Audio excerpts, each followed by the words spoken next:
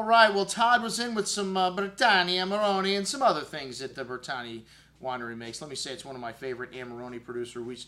We do a tasting with Bertani, a vertical tasting usually once a year, and some really nice older wines available from them as well, some library selections. So let's see, we started out with the Due Uve, which is a blend of Pinot Grigio and a Sauvignon Blanc, fresh aromas of a green apple and, kind of a pasta, kind of earthy-like aroma, really kind of odd, this wine.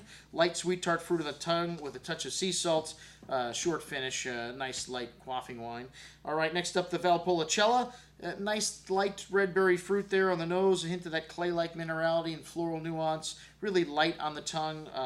Slight bitter note to the finish there as well. Light and simple kind of style wine from Bertani there, but $13.50, pretty cheap. The Secco Bertani, the Ripassa. Now this is a wine we usually have on the shelf here. Really nice little wine for under $20.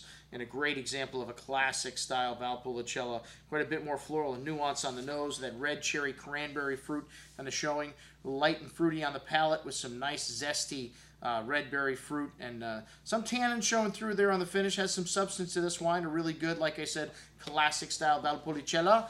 Next up, the Catullo. Bless you. Cabernet Merlot from the Veneto? Come on, people. It was all right, but some dried earth and herbs, hint to that clay-like minerality, showing you the place where it's from. Some nice light currant and plum fruit, soft tannins, real crowd pleaser style, but maybe not my thing because of the varietals. But okay, next up the Vignard Vidi.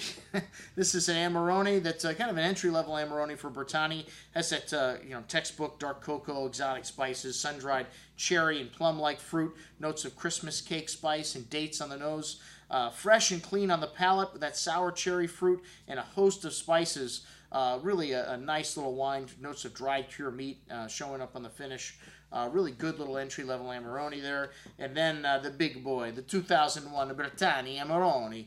And, this is, just a cornucopia of spice, old saddle leather, sun-dried fruits, really complex, typical. If you gave me this wine in a blind tasting and I said anything but Amarone, somebody please shoot me, take me out of my misery, because pretty typical Amarone here. Rich and decadent on the palate with layers of that soft, sweet, sun-dried fruit.